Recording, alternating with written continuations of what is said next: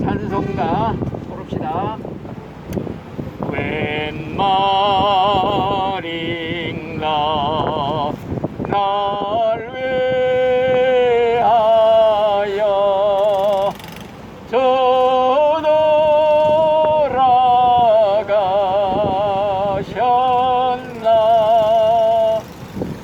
이 벌레 같은 날 위해 그네 받으셨나.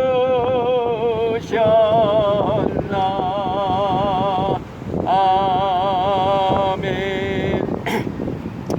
성경 말씀은 요한계시록 14장 13절 말씀입니다. 기록하라. 지금 이후로 주 안에서 죽는 자는 복이 있도다.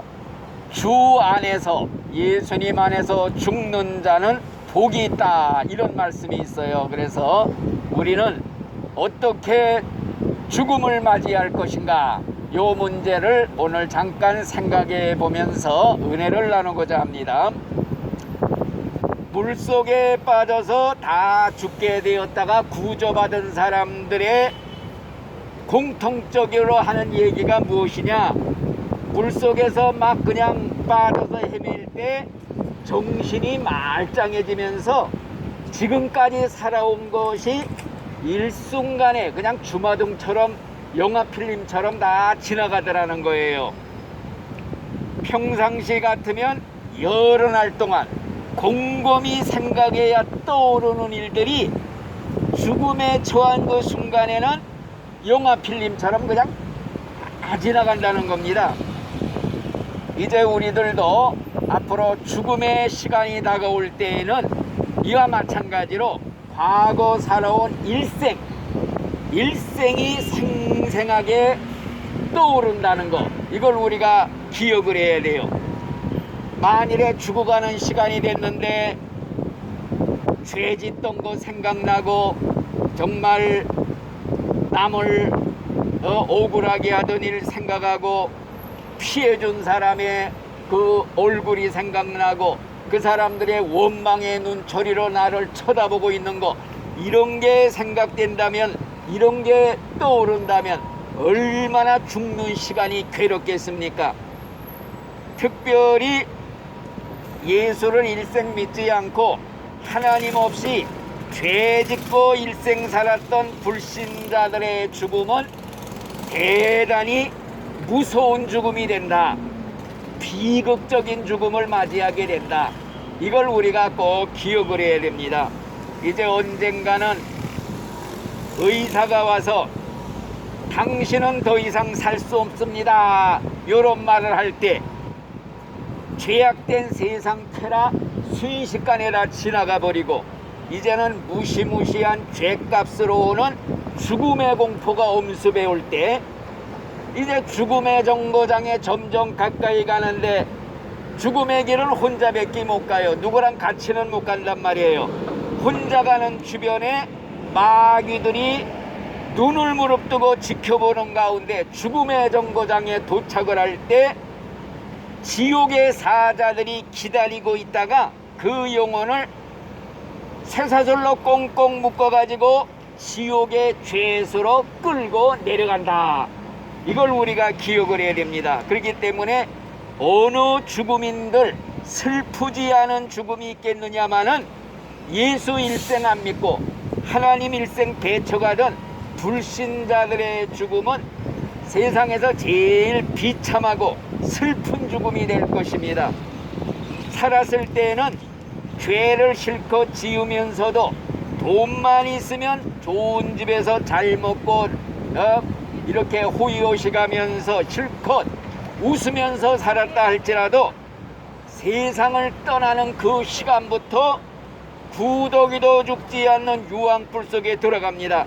밤이나 낮이나 쉬지를 못해요. 고난의 연기가 세세토록 올라온다고 그랬어요. 그렇기 때문에 이런 고통을 영원히 이제 죽은 다음에는 영원이에요. 영원으로 통하는 세상인데 정말 그 이상 슬픈 일이 어디 있겠어요. 지옥으로 들어가는데.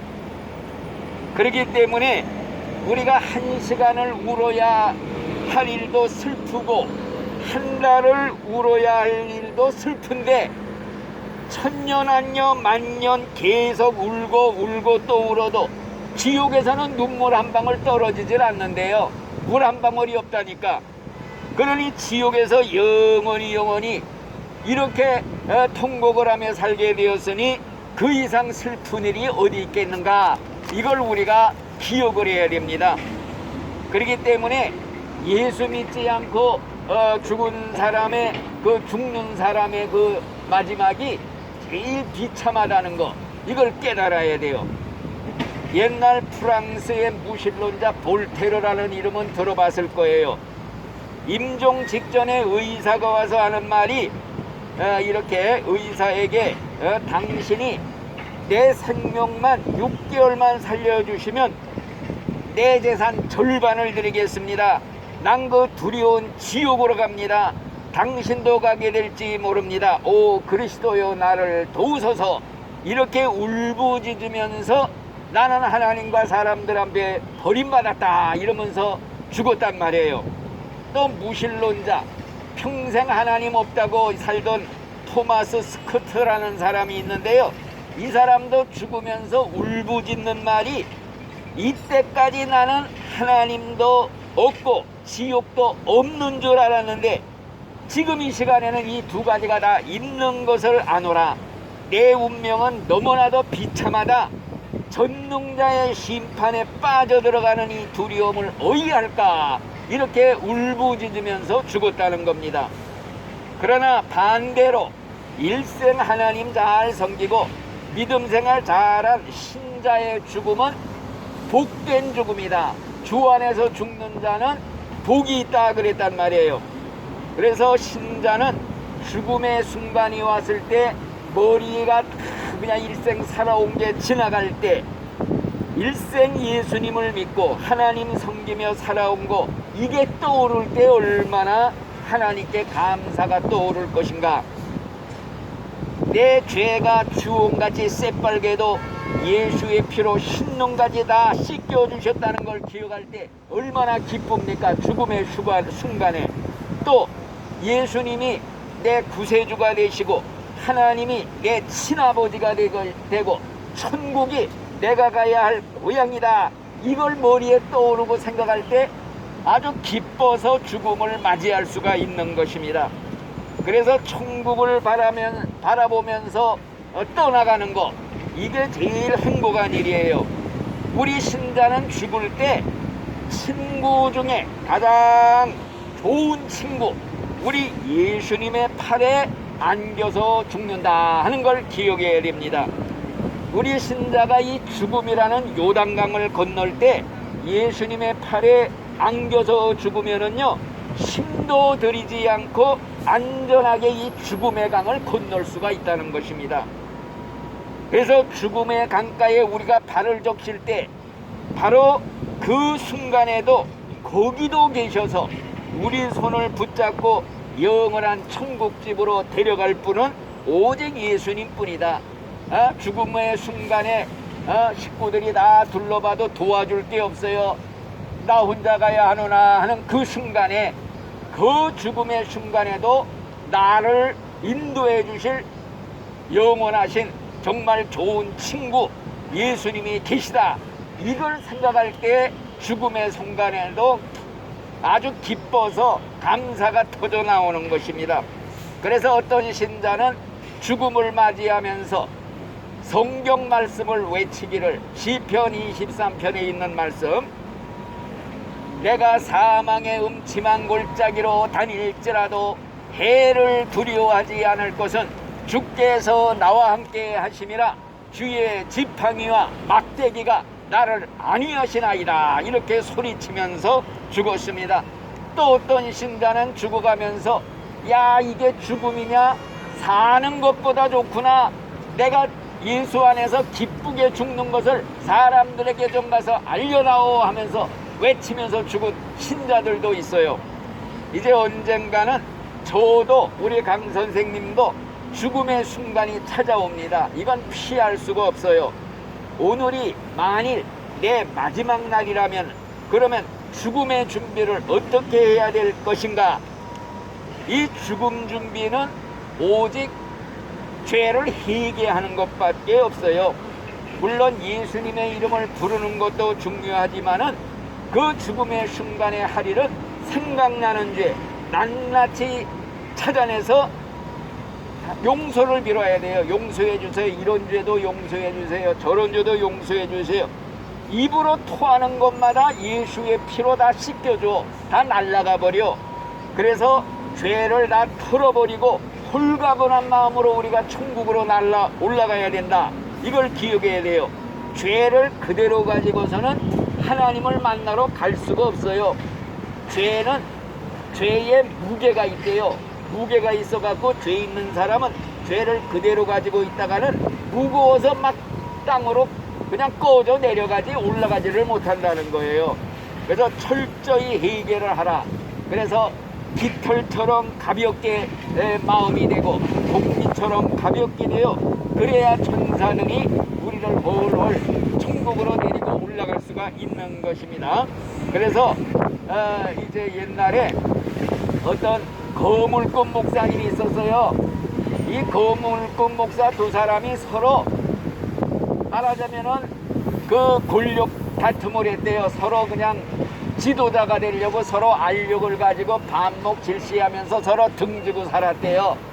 이 두 목사 중에 한 분이 갑자기 죽을 병에 걸려서 죽음을 맞이하게 됐어요.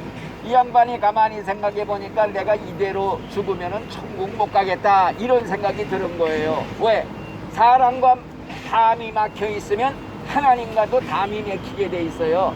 그러니까 빨리 죽어가면서 그 상대방 목사님을 오라고 불러가지고 내가 잘못했습니다 용서해 주세요 하고 서로 풀고 화해하고 용서받고 홀가분하게 천국으로 갔다는 겁니다.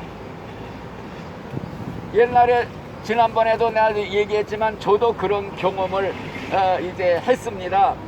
옛날에 교회 일을 볼 때 그만이야 교회에서 분쟁이 일어나서 목사패 장로패 갈라져가고 2년 반을 싸웠어요. 피 터지게 싸웠지요. 그러다가 제가 장로한테 주먹으로 얼굴을 구타당하고 개쫓듯이 쫓겨나왔단 말이에요. 그러니 얼마나 억울해요. 아주 그냥 나는 잘못이 하나도 없는 것 같은데 정말 억울하다는 마음만 가지고 한 30년을 그냥 그 마음 그대로 가지고 사는 거예요. 응어리 가진 걸. 그러다 7년 전에 위암 수술로 위를 70%를 잘라내는 순간에 죽음의 문제가 생각되더라고요.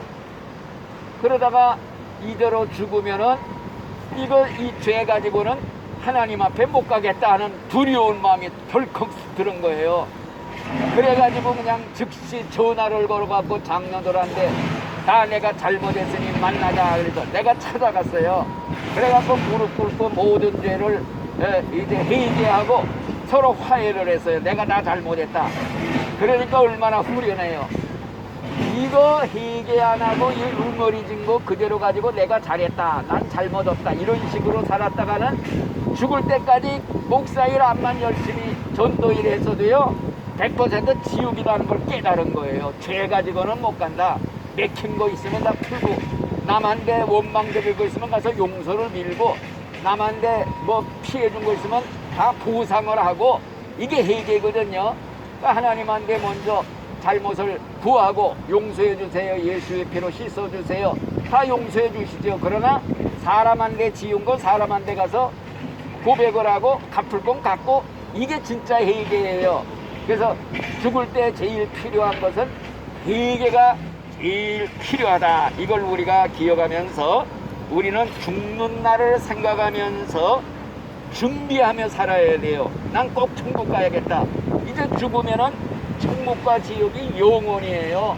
영원이라는 건 뭐냐? 한 번 지옥 가면 이제 영원히 못 나온다는 거예요. 이거 아주 심각한 문제입니다. 그래서 우리는 일생 죽음의 그 한순간을 위해서 준비하는 기간으로 살아야 돼요. 우리가 70평생 80평 사는 게 죽음의 그 한 순간을 위해서 준비하며 살자. 그 한 순간에 천국으로 여행을 나가는 그거를 위해 준비하는 기간으로 살자. 그래서 죽을 때가 되면은 정말 천사들이 데리러 온다고 기뻐서 외치면서 정말로 천국으로 올라가는 이런 신자가 최고의 성공자예요. 인생의 성공자, 이런 최후의 승리자, 이게 꼭 우리가 되어야 되기 때문에 예수 믿고 죄를 회개하고 죽을 때 천국 가자. 이게 우리 신자의 아주 핵심이에요. 다른 거 없어요. 뭐 다른 도덕적인 교훈 그런 거는 다 부수적인 거야. 그건 액세서리예요. 진짜 핵심은 예수 믿고 꼭 천국 가자.